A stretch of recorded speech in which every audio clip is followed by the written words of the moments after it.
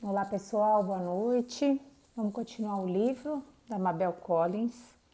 Hoje é a parte número 2. Eu li o seguinte nessa última parte, vou voltar um pouquinho, né? Antes que a alma possa se colocar na presença dos mestres, é necessário que seus pés tenham sido lavados no sangue do coração. Mate a ambição. Eu li até aqui e falamos um pouco sobre isso, né? Vou continuar. Mate o desejo pela vida. Mate o desejo pelo conforto. Trabalhe como trabalham os ambiciosos. Respeite a vida como fazem os que a desejam. Seja feliz como são aqueles que vivem para a felicidade. Busque a fonte do mal no coração e a extinga. Ela vive frutiferamente tanto no coração do discípulo dedicado quanto no coração da pessoa que deseja. Somente os fortes podem matá-la. Os fracos têm que aguardar seu desenvolvimento, seu gozo, sua morte. E trata-se de uma planta que vive e cresce ao longo das eras. Floresce quando o ser humano acumulou para si inúmeras existências. Aquele que for ingressar na senda do poder tem que arrancar essa coisa de seu coração, e então o coração irá sangrar e toda a vida do indivíduo parecerá se dissolver por completo. É necessário que essa prova seja suportada. É possível que advenha no primeiro degrau da escada perigosa que conduz ao caminho da vida. É possível que não advenha até se atingir o último. Entretanto, ó discípulo, lembre-se que é imperioso que ela seja suportada e concentre as energias de sua alma nesta tarefa. Não viva nem no presente nem no futuro, mas no eterno. Que lindo, né? Essa gigantesca erva daninha não pode florescer ali. Essa mancha sobre a existência é eliminada pela própria atmosfera do pensamento eterno. Então, estamos começando aqui o dia de hoje falando sobre ser lavado no sangue do coração. Antes que a alma possa se colocar na presença dos mestres, é necessário que seus pés tenham sido lavados no sangue do coração, né? O coração que sempre na tradição, ele é o ponto, na tradição oriental, né? Ele é sempre o ponto central, né? Aquele que, vamos dizer assim, é o responsável por gerenciar essa conexão entre céu e a terra, né? O nosso centro do amor, é o nosso centro onde através dele a gente consegue adentrar as coisas mais profundas. Então, quando a gente está falando aqui, né, lavados no sangue do coração, eu entendo que tudo tenha que passar amplamente por ele, né? Ou seja, a gente ver a vida a partir desse coração, né? Que sangra, né? Eu estava hoje comentando com uma pessoa, né? Que eu estava ouvindo a imersão com o profeta do Khalil Gibran, com a professora Lucilena Galvão Maia, e falava sobre o amor que dói, né? E na medida em que a gente vai adentrando esses desafios na nossa existência, e vai enfrentando esses obstáculos que existem dentro de nós mesmos, é realmente como se a gente estivesse cravando espinhos, né, dentro do nosso coração, para que a gente possa estar rasgando e buscando essa essência, né? E aí ele continua falando: mate a ambição, que eu já comentei, mate o desejo pela vida e mate o desejo pelo conforto. E depois ele vai comentar aqui novamente sobre o quanto precisamos extinguir esse fruto do mal no coração. E aí quando a gente fala mate o desejo pela vida, né? Isso aqui chama um pouco a atenção. O despreparado pode pensar, bom, mas então não é para viver, né? Como é que eu não vou ter desejo pela vida se hoje sou um ser encarnado, né? Mas aqui ele não está falando de matar o desejo de viver essa existência, né? Ele está falando do quê? Acho que eu já comentei um pouquinho sobre isso, né? de tudo que é apego na nossa vida, esse desejo pelo que é efêmero. Hoje a gente entende muito a vida como matéria física, né? Ah, então estou viva porque meu corpo está aqui encarnado. Isso está vivo, né? E eu quero me agarrar a essa existência, a essa minha forma, essa minha personalidade, aquela imagem daquilo que eu sou, e eu vou me identificando com aquilo que eu possuo, com os meus talentos, com essa minha mente, né?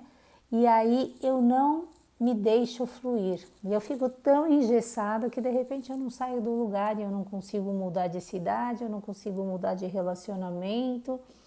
E eu quero sempre conquistar aquelas coisas que são importantes para eu ser feliz, e aí eu vou me identificando e vou cada vez mais me aprisionando. Então, quanto mais eu desejo nesse mundo aqui, vamos dizer assim, material, e entendam que eu não estou falando contra querer ter coisas, não é disso que eles estão falando aqui, né? A gente está falando daquilo que nos aprisiona, que a gente vai ficando escravo, né? Então eu quero tanto viver isso, que aí eu só consigo viver se eu tiver aquilo. Então esse desejo pela vida, né? E que é bem, vamos dizer assim, aquilo que faz com que o rio não corra, né? Eu quero tanto que aquele rio seja tão meu, tão meu, tão meu, que eu vou lá e prendo, jogo muitas pedras ali e crio uma coisa, né? Ali, um espaço só meu para aquele rio, ninguém mais poder entrar. E aí o que vai acontecer? Com aquelas pedras todas bloqueando um fluxo natural de um rio, vai começar a chover, aquilo vai começar a despencar e certamente não será uma experiência de fluxo e de corrida como um percurso natural, né? Então, se eu me oponho a esse fluxo da vida, né, eu não consigo de fato estar vivendo, é só uma ilusão, né? Então, continuando um pouco mais, né? E aí ele diz aqui: mate o desejo pelo conforto. Então, mais ou menos seguindo um pouco aquilo, né?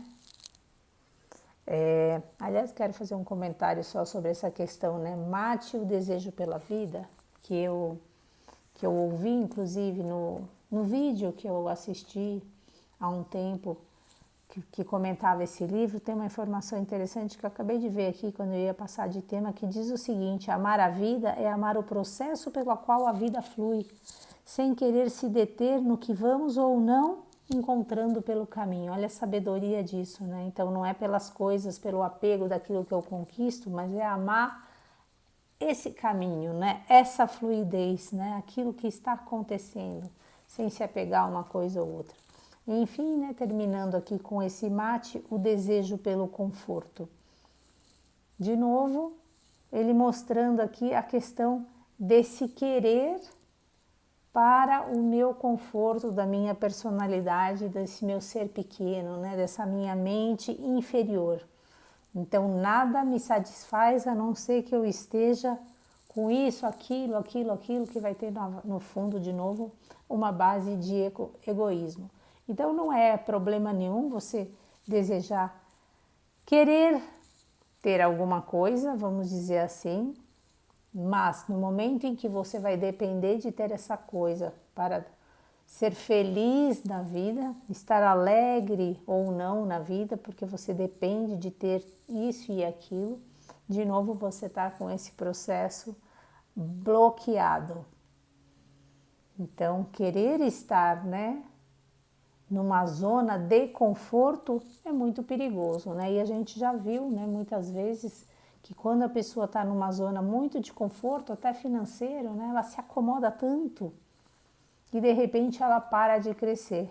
Quando no desafio, muitas vezes, né, a pessoa tem que ter inovações, criatividades, e ela vai criando oportunidades que vai fazendo o quê? Com que ela vá se distendendo cada vez mais, se expandindo, na verdade, né?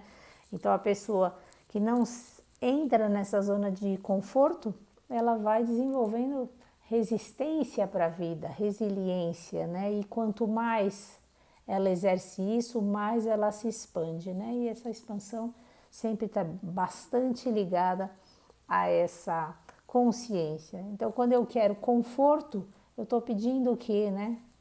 Pedindo para ficar ali na vida sem nada que me aconteça. E isso vai mais ou menos baixando até a imunidade, né, psíquica da pessoa, a imunidade física, porque é tanto eu não quero fazer isso, eu não quero fazer aquilo, eu só quero fazer aquilo que me pleased, né, que me agrada, e aí eu vou ficando débil em todas as minhas coisas, e aí eu vou querendo apertar um botão para fazer qualquer coisa, né? Não quero mais me levantar para acender a televisão, né? Eu tenho que apertar um botão porque eu começo a ter preguiça de coisas simples, né? Imagina as grandes adversidades, né? Tudo hoje no automático, né? Telefone fácil, computadores rápidos, e eu querendo na minha poltrona pedir tudo, né? Se bobear, as pessoas já estão, né, fazendo aqueles óculos virtuais para daqui a um pouco as pessoas não querem mais viajar e nem se relacionar, tudo pelo virtual. Por quê, né? Porque a dificuldade incomoda, né?